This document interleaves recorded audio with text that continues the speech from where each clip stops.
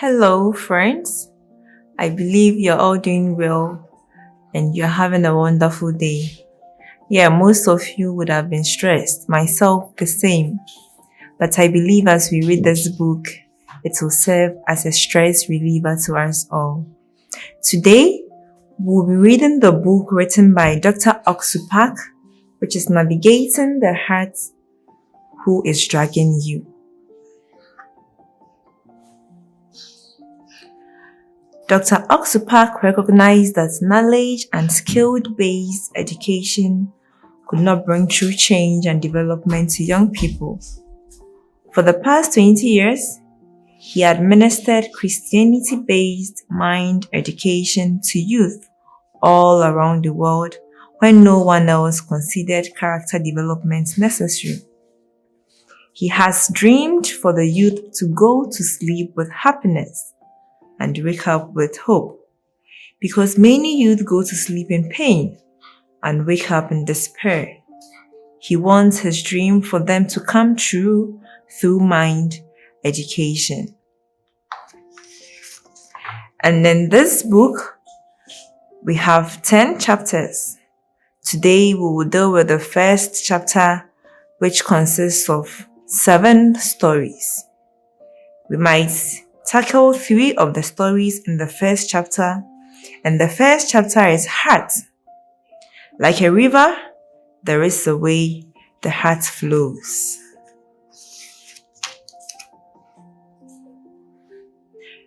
The first story is about a drug addict who fell into his thoughts while eating a piece of spoiled bread.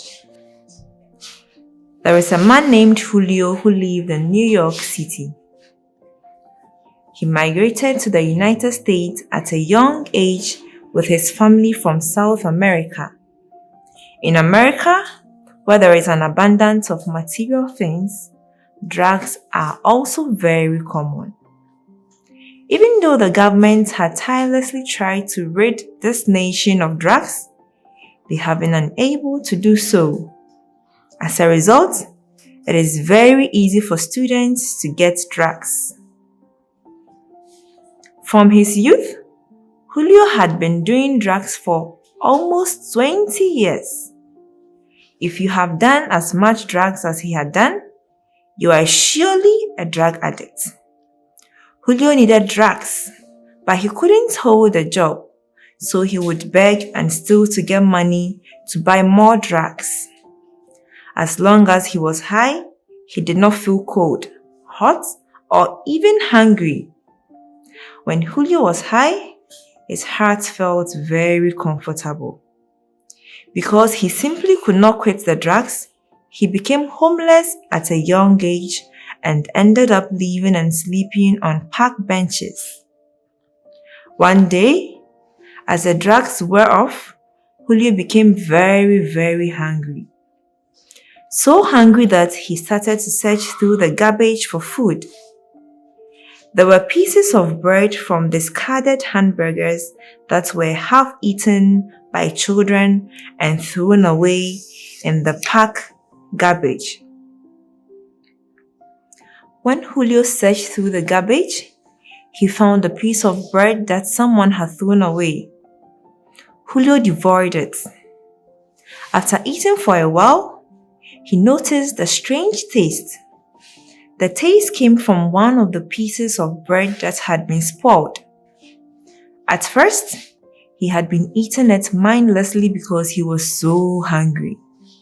He only realized it was spoiled after he became full. He looked at the piece of spoiled bread in his hand and then at the pieces of the bread that had fallen to the ground and fell into the following thought. What am I doing right now? How did I end up becoming this kind of a person? Everyone else buys and eats bread that's fresh from the bakery. So why am I eating spoiled bread from the trash? Other people my age are married and have homes. But in my entire life, I could never actually see myself buying a home. And I'll probably never get married. What kind of a woman would want to marry a drug addict? Will I even be able to have my own car one day? Will I even be able to afford a car that is a piece of junk? What will happen to me in the future? As he looked at himself, he compared himself to others for the first time. Other people drive and ride in their own cars.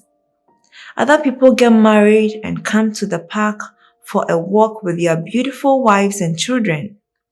Other people wear nice clothes and new shoes. But what's wrong with me? I have been addicted to drugs my whole life, and I'm just going to live pitifully like this. And that is exactly how my life will end. Drugs have ruled my life. While he was doing drugs, he never once thought about this. But for the first time in 20 years, he discovered what a failure he had become. All of a sudden, he wanted to get married.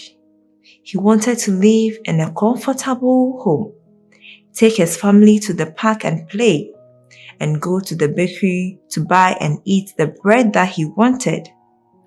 That kind of heart erupted inside him. But when he looked at his own image, this dream seemed intangible.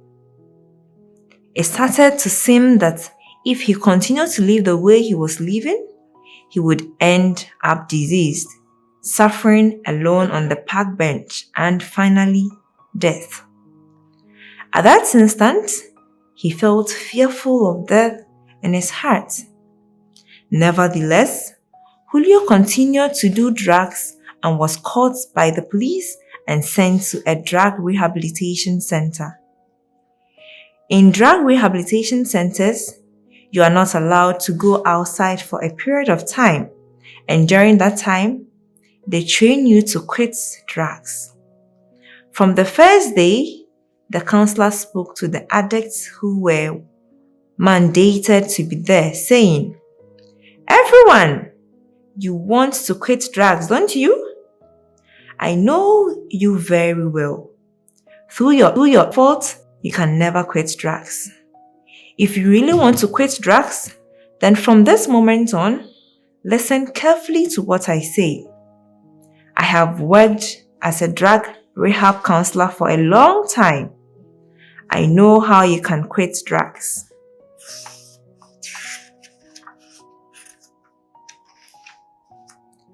The amazing thing was that Julio had already been to rehab twice and had heard the same counselor speak the same words, but those words had gone in one ear and out the other in the past. This time, he was able to hear what the counselor was saying. "That's right," he thought to himself. "That is who I used to be."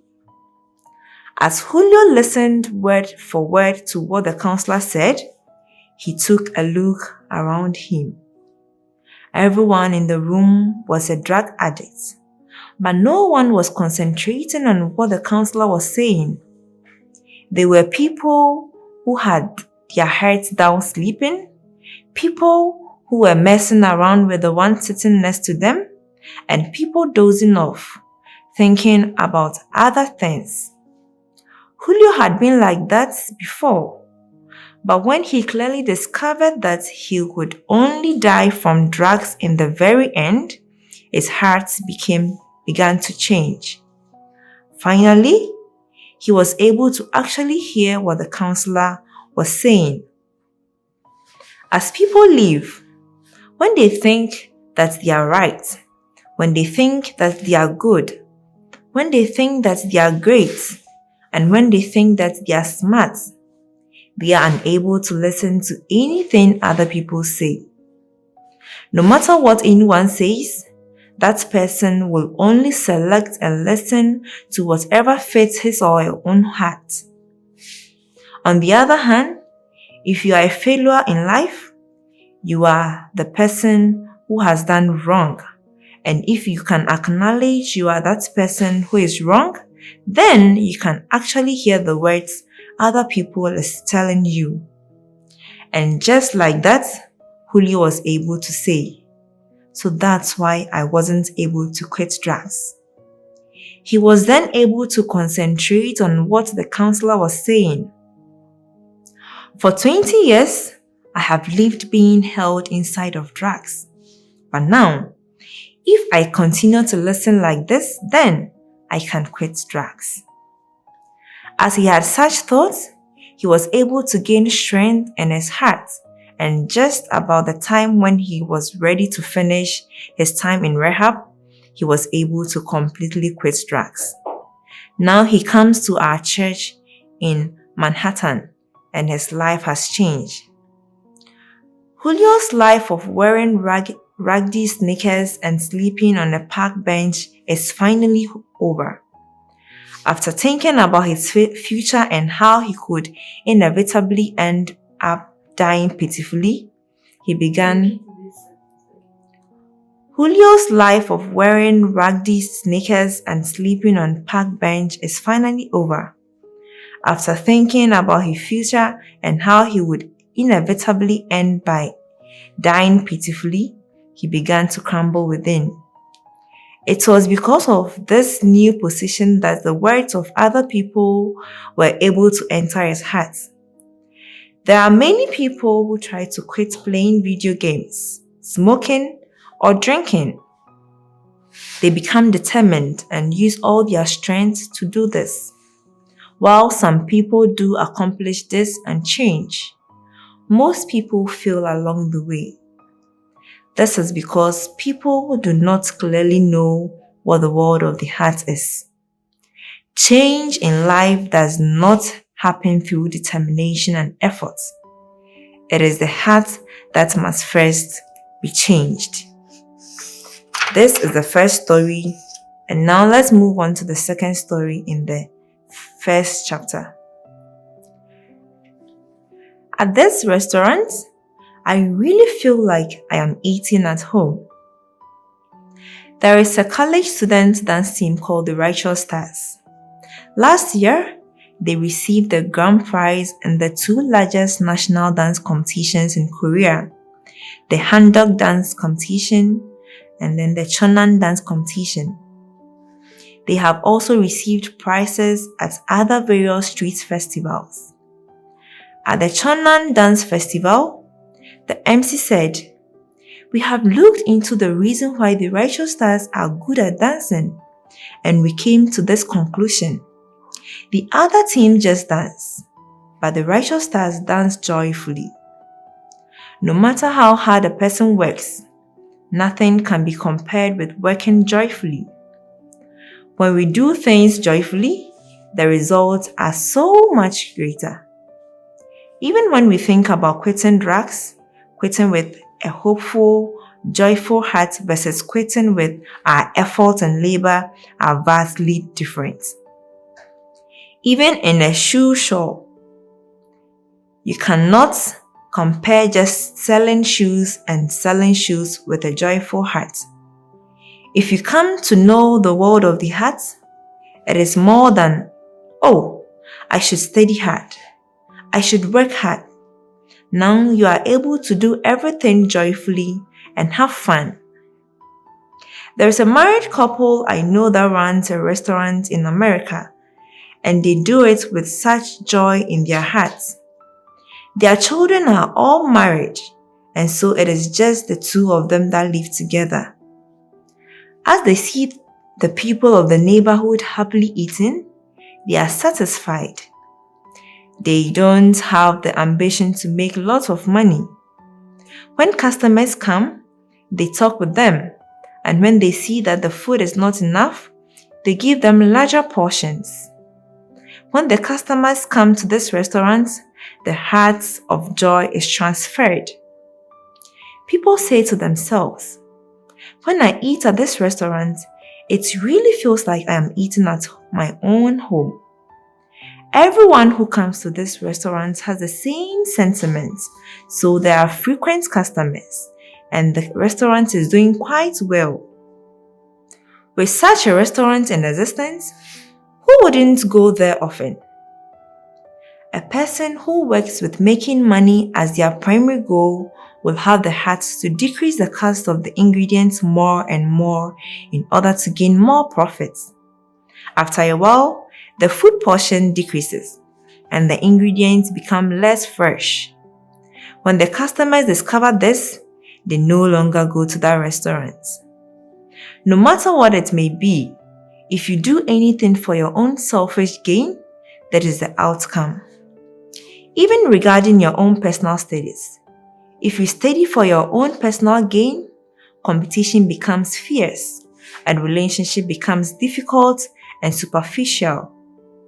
If this occurs, there are many things that are lost in your heart. Sure, if you are highly educated and extremely skilled in a particular area, you might make lots of money. But if you know the world of the heart, you would become so much happier. As a result, there would be no problems between husbands and wives. There will be no need to receive mental treatments, and there will be no need to think about suicide.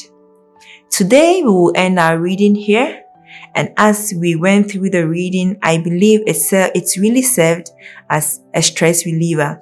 We can all attest to the facts. In life, we've done so many things with our own strength, which did not result in the good way. But as we read this story in chapter 1 of this book, we could see clearly when our heart changes and we know the word of the heart, everything becomes peaceful. Thank you, and I want to see you in the next edition.